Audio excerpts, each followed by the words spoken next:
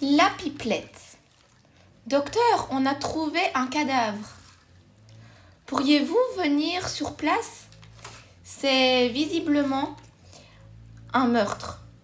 C'est par ce coup de fil que débute une histoire que j'aime raconter parce que pour une fois, cela se passe un peu comme dans les experts où à chaque épisode, des enquêtes criminelles sont résolues uniquement grâce aux traces relevées sur la scène de crime. Dans ma pratique de plus de 30 ans, ce n'est arrivé qu'à 4 reprises. Certes, les traces sont importantes, très importantes, mais elles contribuent à l'enquête plutôt que de s'y substituer. Les séries américaines donnent une fausse image de la réalité et il est systématique de remarquer que dans une autre série,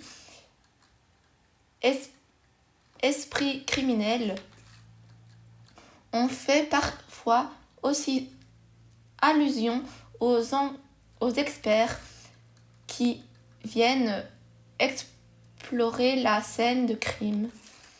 Mais c'est à chaque fois pour dire qu'ils n'ont rien trouvé. Ne jamais oublier qu'une fiction reste une fiction et qu'à ce titre, l'exactitude scientifique est rarement au rendez-vous. C'est au bord d'une route en terre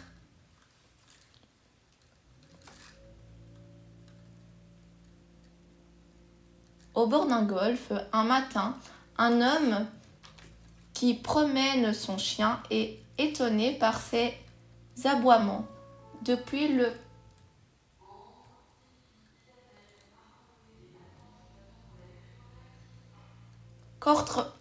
contrebas de la route, où il a été attiré sans doute par une odeur. Les chiens ont un nez très puissant. Comme chacun c'est capable de dépister des odeurs que nous ne recevons pas et que nous n'imaginons même pas exister. J'en veux pour preuve ces chiens que l'on dresse à dépit certaines formes de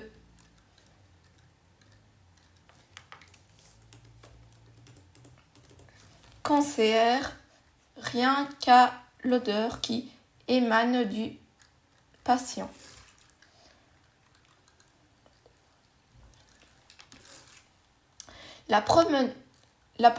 Le promeneur découvre que son chien est en train de flairer un cadavre. Il le rappelle. Trouve une maison pour téléphoner. Le portail n'étant pas encore généralisé et fait appel à la police. Dans mon district, c'est la première fois qu'on établit une scène de crime. Pour délimiter les différentes zones, les policiers utilisent des rubans de travaux publics, car les rubans police n'existait pas encore. Une scène de crime est délimitée en 3 zones distinctes. D'abord, une zone centrale où se trouve le cadavre, soit la pièce où il se trouve si on est dans une habitation, soit une surface de 25 cm minimum autour du corps. Si on est en extérieur, l'accès à cette zone est clairement et rigoureusement réglementé. Les premiers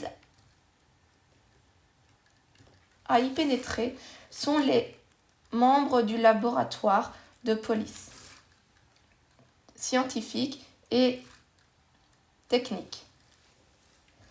LPTS.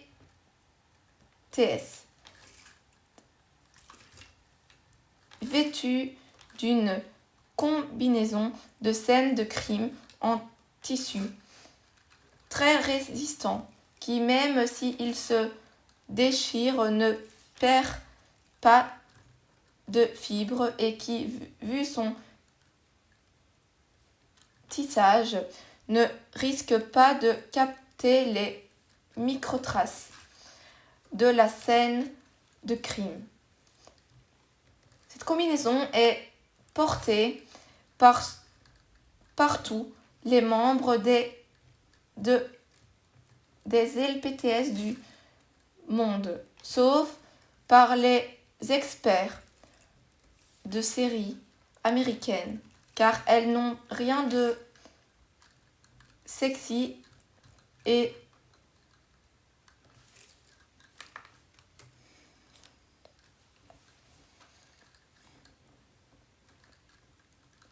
nuirait clairement à la photogénité de leurs acteurs. S'ajoute à cette combinaison un bonnet destiné à empêcher les cheveux de polluer la scène de crime. Ce n'est pas inutile quand on sait que nous perdons en moyenne 100 cheveux par jour. Une paire de gants permet d'éviter de déposer des empreintes digitales. Un masque d'éviter de déposer des gouttelettes de salive porteuses de notre ADN et des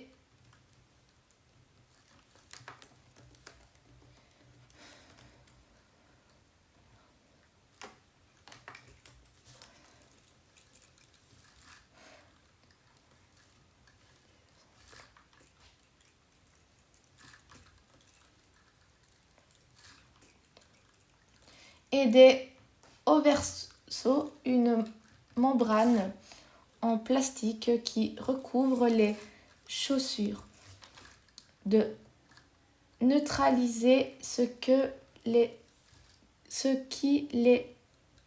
semelles pourraient déposer sur la scène de crime ou en capter. Avant que le concept de scène de crime soit inventé, on a vu un enquêteur partir avec une cuillère dans sa semelle. Le LPTS prélève tous les éléments susceptibles d'être à la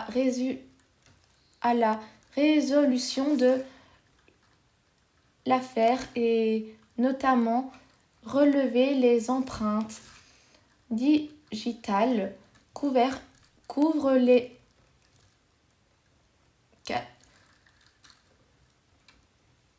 cadavres de Hand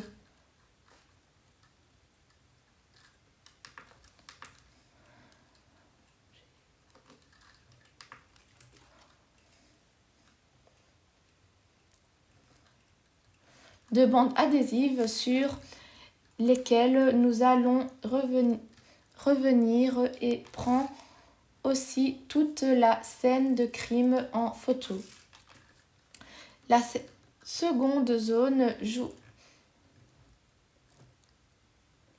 jouxte la première et est réservée aux enquêteurs, aux magistrats et aux experts en attendant d'entrer sur la scène de crime lorsque le LPTS en autorise l'accès. C'est dans cette zone que les premiers policiers interviennent, font leur rapport, que les experts font état de leur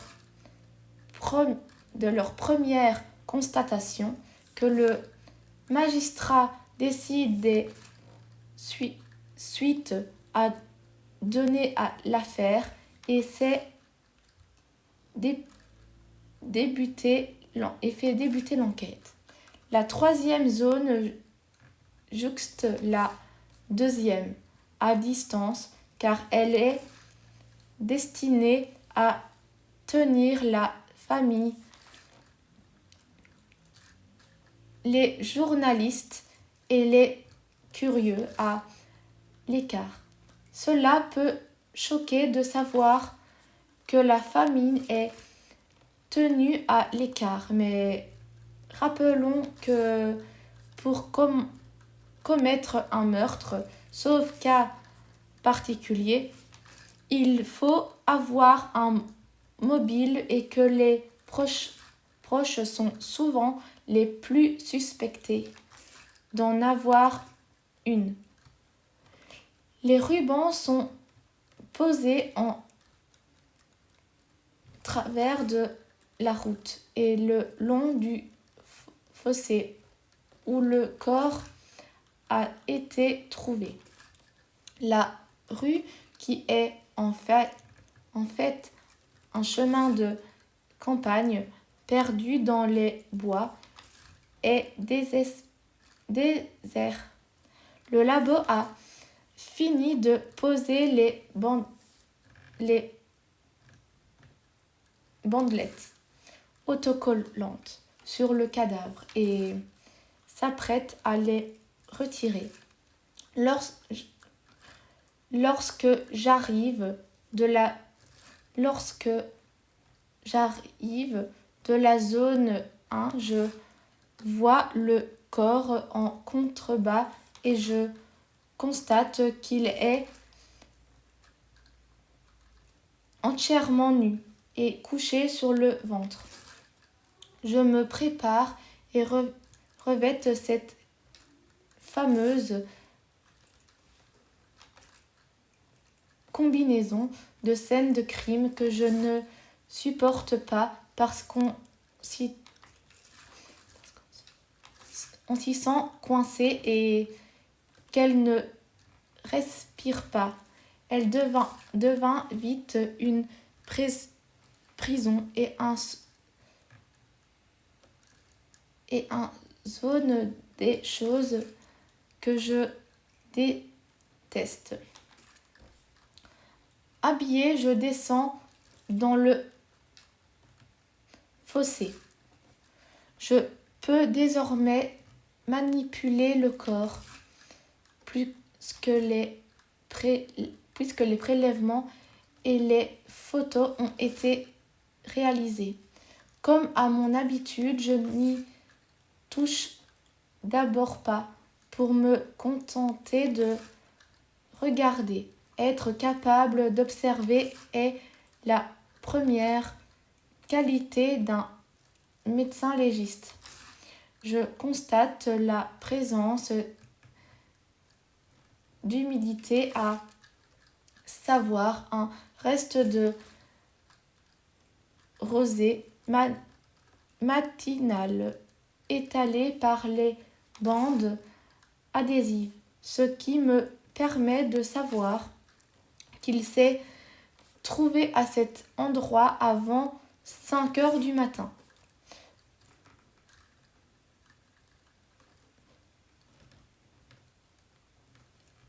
L'heure d'apparition de la rosée à cette époque de l'année de l'extérieur est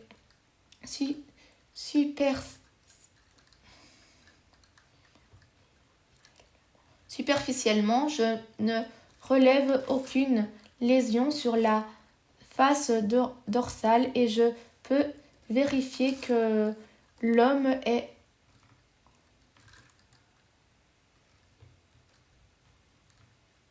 entièrement nu, comme je pensais bien l'avoir constaté un peu plus tôt.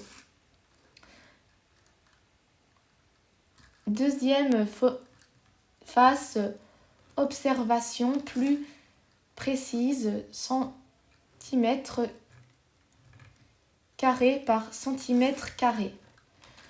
De la peau du cadavre, c'est l'examen extérieur du corps à proprement parler, qui révèle des traces de liens tant aux chevilles qu'aux poignets, témoin du fait qu'il a été entravé.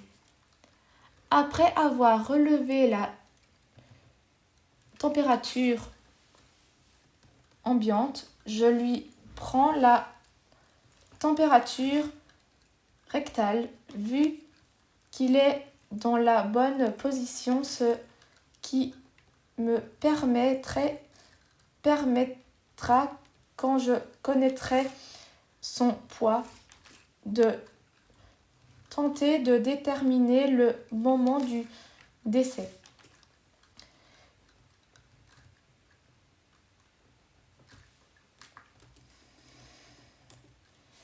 Évaluer le moment du décès est très difficile et nécessaire de distinguer deux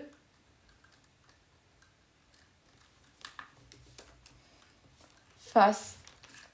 Soit on est à moins de 24 heures depuis le décès, soit à plus de 24 heures. S'il y a moins de 24 heures, de 14 heures que la personne est morte, c'est grâce à la température rectale que nous pourrions déterminer le moment du décès. À partir du moment du décès, un corps ne produit plus d'énergie, ce qui l'empêche de conserver sa température à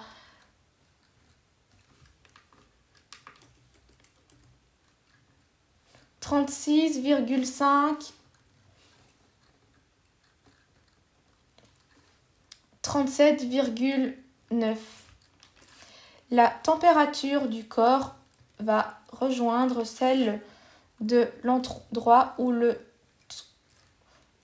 il se trouve à une vitesse qui varie selon la température de l'endroit, selon qu'il se trouve dans l'eau ou pas, qu'il est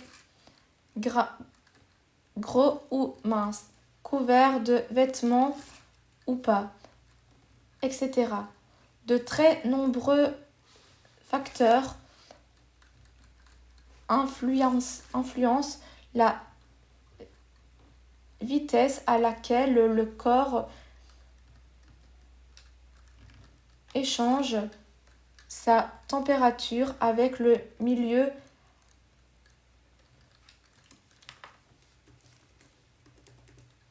ambiant. Par exemple, un mort enveloppé perdra sa température moins vite qu'un mince. S'il est habillé, il perdra sa température moins vite qu'un nu dans une ambiance à 0,9 C. Il perdra sa température plus vite que dans une ambiance à 20,9 C, etc. Grâce à cette technique et à l'intrigation de tous ces éléments, nous parvenons à une période de 6 heures, durant laquelle la mort est survenue. On est loin des films qui vous assènent que la mort est survenue à 21h05, avant une certitude qui définit loin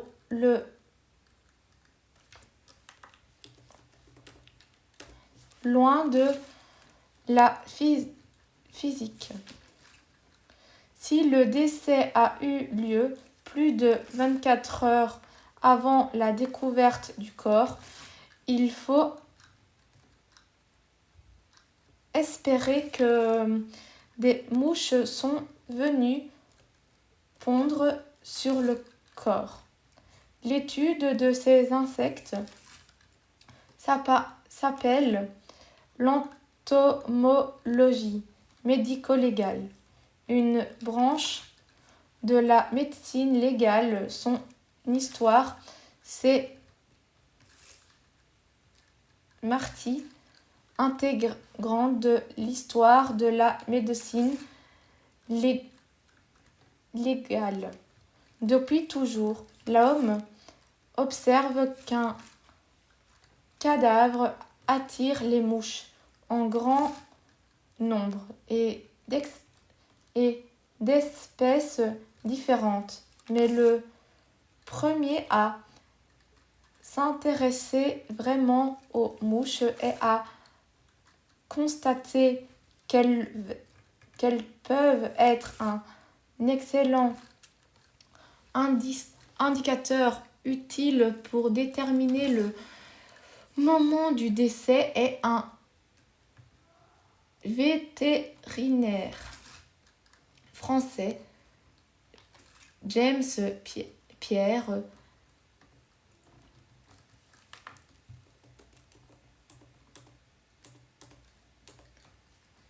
Migny. 7828-1905,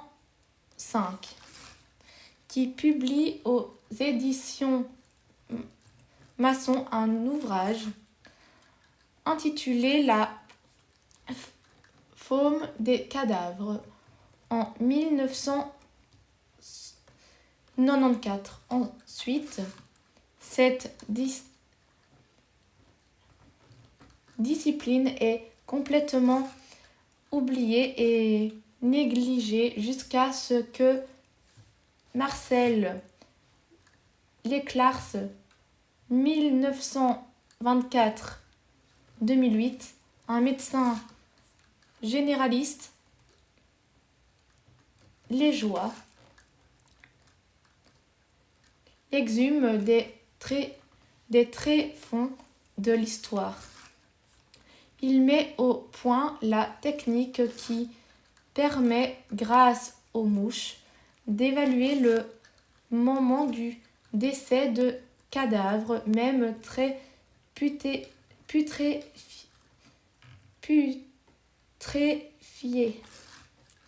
Il détermine pour chaque espèce les stades, œufs, larves, pubes, adultes, par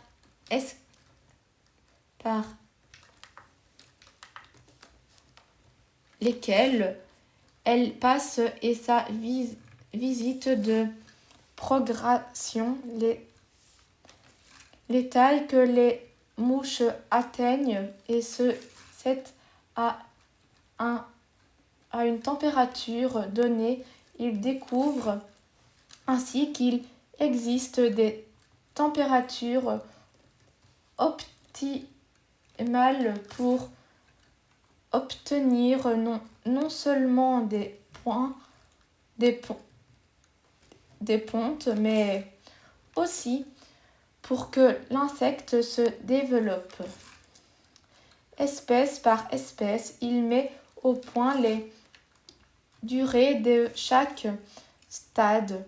Ainsi, quand un insecte est découvert, il est mis en culture. On note le temps qu'il lui faut pour passer au stade suivant, ce qui permet de déterminer l'âge de l'insecte et le moment de la ponte. C'est ainsi que l'on connaît le jour du décès, mais cette technique ne permet pas d'en déterminer l'heure. S'il n'y a pas de mouche, il n'y a plus qu'à se fier à l'expérience du médecin légiste. Après la face dorsale, la face ventrale, pour cela, il faut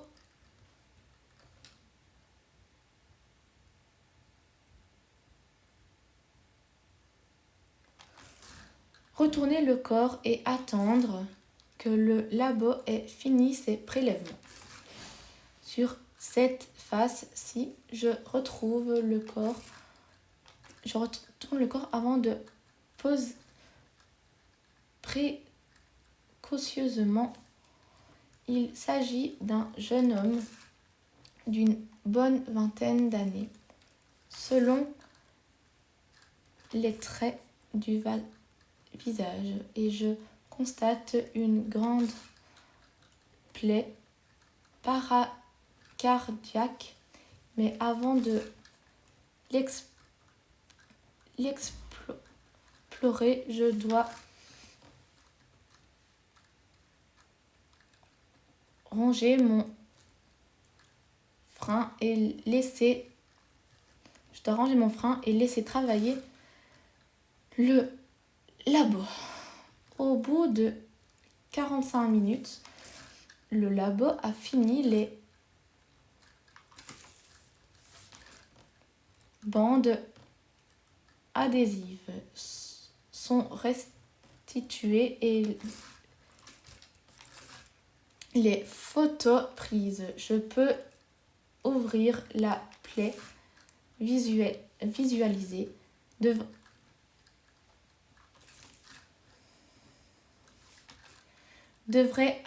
devrais attendre car avant de l'explorer, je recommence comme avant la face postérieure. D'abord, une vision globale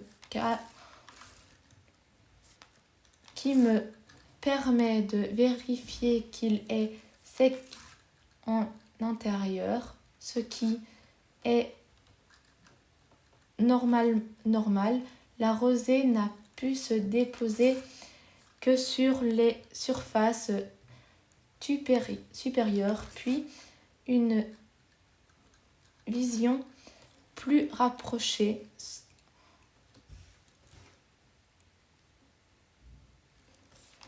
centimètre par centimètre, où je retrouve, comme sur la face dorsale, les traces des liens tant aux chevilles qu'aux poignets. Ça y est, c'est fait. Je peux regarder la plaie qui m'attend. Elle est importante. 15 cm de long, juste en face du cœur, soit au thorax intérieur gauche. Il faudra attendre d'être en salle d'autopsie pour aller plus loin dans l'analyse. Mais je peux déjà dire que cette plaie a été commise par un instrument piquant, tranchant, puisque les bords sont bien nets. comme coupés au couteau. Les bords de la plaie n'ont pas fini de me parler. Ils vont encore m'apprendre 2 choses.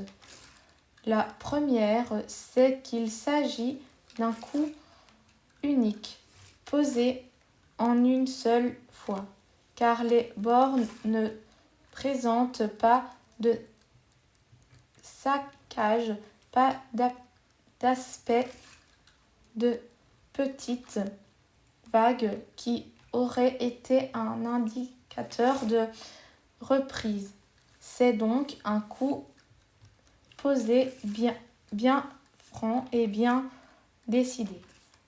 La deuxième, c'est que la victime était vivante lorsque le coup a été porté, car le bord de la plaie sont sanglants, ce qui signifie que les capillaires qui assurent la circulation sanguine cutanée étaient gorgés de sang au moment du meurtre. Lorsqu'on vit, le sang circule dans les artères, les capillaires et les veines. Un coup décédé, le sang ne se trouve plus dans les artères ni dans les capillaires. Il se trouve dans le vaisseau veineux qui débute à la sortie des capillaires et s'étend jusqu'au cœur. Résultat, les capillaires sont vides et quand on les coupe, il n'y a pas de sang qui coule. Dans le cas de notre cadavre, du sang a coulé. Il était donc bien vivant au moment où le coup a été porté. Dans cette condition, il est évident que le corps a été transporté et non tué sur place, car il n'y a pas de traces de sang. Il a pourtant certainement abondamment saigné avec une telle plaie. On s'en doute et l'examen extérieur en apporte la confirmation. Nous sommes sur une scène de crime secondaire, c'est-à-dire sur une scène où le crime ne s'est pas produit, où les faits n'ont pas eu lieu, mais où on a simplement déposé le corps. Une autre scène de crime secondaire sera le véhicule qui a servi au transport du corps.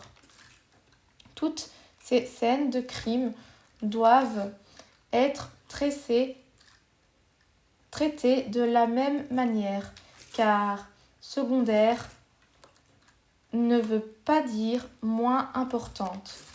Il reste à trouver la scène de crime primaire, celle où les faits ont été commis. Et pendant ce temps, à plus d'une centaine de kilomètres de là, une femme regarde à travers ses rideaux. De ce simple examen extérieur, on sait déjà que les faits se sont déroulés ailleurs et que l'homme est décédé vraisemblablement d'un choc hypovolémique, soit une petite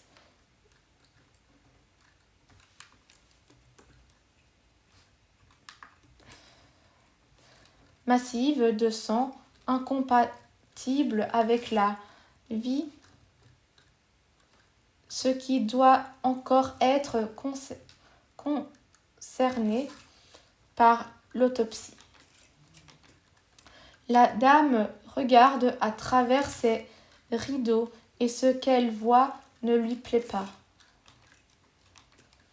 L'autopsie a lieu le jour même et commence comme d'habitude par l'examen de la face dorsale. La médecine légale est un métier qui enseigne la patience et je vous avoue que je suis mis à rude épreuve, moi qui n'ai pas trop cette qualité pourtant essentielle. Je suis pressée de découvrir le thorax, de l'ouvrir, de voir ce que l'homme